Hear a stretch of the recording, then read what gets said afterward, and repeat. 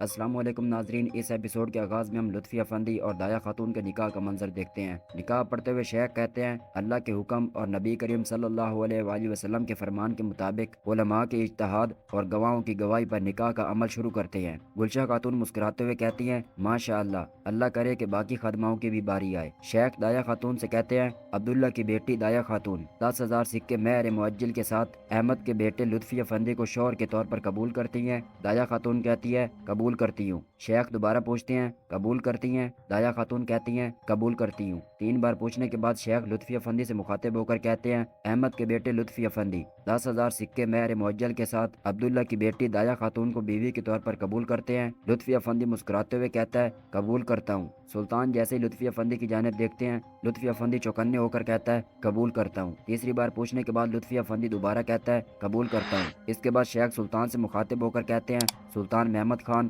اسحاق پاشا، کیا آپ لوگ بھی گواہی دیتے ہیں؟ اس پر اسحاق پاشا اور سلطان محمد کہتے ہیں، گواہی دیتے ہیں۔ اس کے بعد شیخ کہتے ہیں، تو پھر رب کی عنایت گواہوں کی گواہی پر میں بھی نکاح پڑھتا ہوں۔ ادھر ہم مقصود آقا کے سپاہیوں کو دیکھتے ہیں جو سلطان محمد کے گوداموں پر آگ لگانے کی کوشش کر رہے ہوتے ہیں۔ پورے گودام کے اندر بارود کو پھینکنے کے بعد آگ سلگا کر وہاں سے چلے جاتے ہیں اور آگ کے شعلے بارود کو بھڑکاتے ہوئے آگے بڑھتے جا رہے ہوتے ہیں۔ ادھر جنگل کے اندر ہم قافلے کو دیکھتے ہیں جو سامان لے کر جا رہے ہوتے ہیں۔ اسی دوران ان پر تیروں کی برسات ہوتی ہے۔ اسی دوران ڈاکو اپنی تلواروں کو بے نیام کیے ہوئے ان پر روٹ پڑتے ہیں اور سب کو بے دردی کے ساتھ قتل کر دیتے ہیں۔ ادھر دایا خاتون کو دکھایا جاتا ہے جو نکاح کی تقریب کے بعد اپنے کمرے کے اندر بیٹھی ہوتی ہیں۔ لطفی افندی اندر داخل ہوتا ہے اور شرمیلی نگاہوں کے ساتھ آگے بڑھنا شروع کرتا ہے۔ اس کے بعد دایا خاتون سے مخاطب ہو کر کہتا ہے، میں نے کہا تھا اگر میں بولنا شروع کر دوں تو یہی انجام ہوگا۔ دایا خاتون کہتی ہیں، کاش ساری گفتگویں ایسے ہی انجام پر ختم ہو۔ لطفی کہتا ہے، یہ انجام نہیں ہے، یہ شروعات ہے ایک لمبی زندگی کی، ساتھ مل کر جدوجہد کرنے کی، خوشی کی طرف، مسرت کی طرف اٹھایا جانے والا۔ اور اس کے بعد دایا خاتون سے کہتا ہے،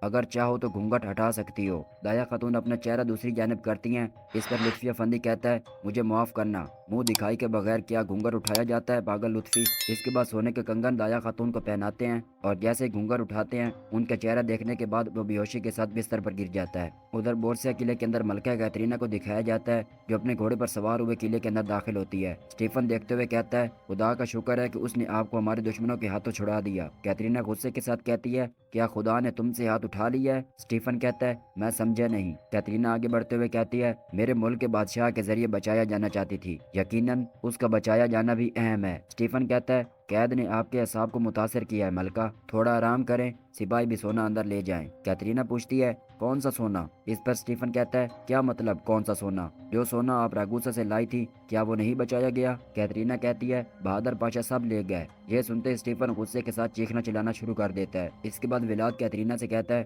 خدا کا شکر ہے ملکہ، سونا چلا گیا لیکن آپ بچ گئیں۔ اس پر کیترینہ کہتی ہے، بالکل ولاد، بالکل۔ ولاد کہتا ہے، عثمانیوں کو اتنے سونے کی پرواہ نہیں ہے، میں جانتا ہوں، تاہم آپ ان کے لیے بہت زیادہ اہم تھیں۔ غلط مت سمجھیں، مجھے آپ کو صحت مند دیکھ کر بہت خوشی ہوئی ہے، لیکن میں بہادر پاشا کو بہت اچھی طرح جانتا ہوں، ضرورت سے زیادہ۔ یہ کیسے ہوا؟ اس نے آپ جیسی قیمتی چیز ہاتھ سے کیسے جانے دی اور آپ کیسے بچی؟ میں یہ سب جانتا ہوں۔ اس کے بعد قلعے کا دروازہ کھلتا ہے اور سپاہی رادو کو زخمی حالت کے ساتھ اندر لے آ رہے ہوتے ہیں۔ ولاد جیسے ہی اس کو دیکھتا ہے وہ گھبرائی ہوئی حالت کے ساتھ اپنے بھائی کو پکارتا ہے اور اس کے بعد ان سپاہیوں کے ساتھ اندر چلا جاتا ہے۔ ادھر سلطان اور بہادر پاشا کو دکھایا جاتا ہے۔ سلطان اپنے والد سلطان مراد خان کو یاد کرتے ہوئے بہادر پاشا سے کہتے ہیں، میرے مرحوم بابا سلطان مراد خان کے لیے ایزا ہی سب کچھ تھا، اتنا کہ نظام کو مضبوط بنانے والی چیز سب سے پہلے ایزا سے گزرتی ہے۔ انہوں نے یہ بتایا اور ہم نے اپنے دشمنوں کو ایزا دے کر ان کے ایک ہی صف میں کھڑے ہونے کو یقین بنایا۔ ہم نے ایسا ہی کیا، انہیں ایک دوسرے کے خلاف جانے دیا،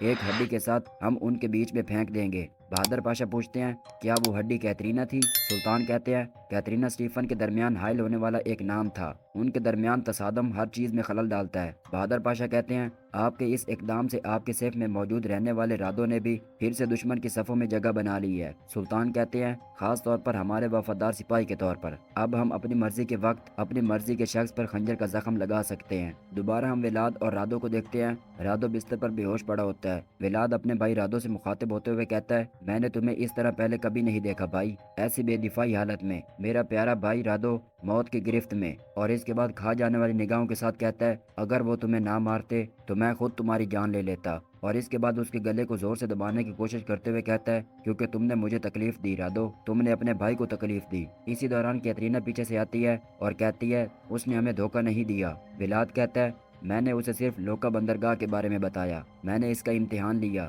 پھر اور کون؟ اس پر کیترینہ کہتی ہے پھر میں یہاں کیوں ہوں؟ اگر رادو غدار ہوتا تو وہ مجھے بہادر سے نہ بچاتا اور اپنی جان خطرے میں نہ ڈالتا۔ تمہارا بھائی غدار نہیں ہے ولاد، تم اب اس پر بھروسہ کر سکتے ہو۔ ادھر بہادر پاشا سلطان سے پوچھتے ہیں ہینگریوں کا کیا ہوگا سلطان معظم، وہ اس منصوبے سے اپنا حصہ کیسے لیں گے؟ سلطان کہتے ہیں ہینگری دو چیزوں کی چمک کو پسند کرتے ہیں، ایک تلوار اور دوسری سونا۔ اگر ہینگری اس سونے کے بارے میں سنتے ہیں جو ہم نے لے لیا تھا، وہ پہلے اسٹیفن کے خلاف کھڑے ہوں گے اور اس کے بعد ولاد کے۔ ایک دوسرے کو مارنا سوال ہی نہیں ان کے لیے جو اتنے مضبوط کھڑے ہیں۔ بہادر پاشا پوچھتے ہیں راگوسا کے یہودیوں کے بارے میں کیا خیال ہے سلطان معظم، کیا ہم انہیں ان کی حمایت کرنے دیں گے؟ سلطان کہتے ہیں نہیں، میں نے اپنے شہزادے بایزید کو ذاتی طور پر تویز کر دیا ہے، وہ وہی کرے گا جس کی ضرورت ہے۔ اس کے بعد ہم جنگل کے اندر شہزادے بایزید، شامل صاحب اور بالی صاحب کو دیکھتے ہیں۔ بالی صاحب شہزادے بایزید سے کہتے ہیں آپ ہماری توقع سے پہلے آ گئے میرے شہزادے۔ بایزید کہتے ہیں شکریہ بالی صاحب، کیا راگوسا جانے والی گزرگاہ کی جانچ پڑتال ہو گئی ہے؟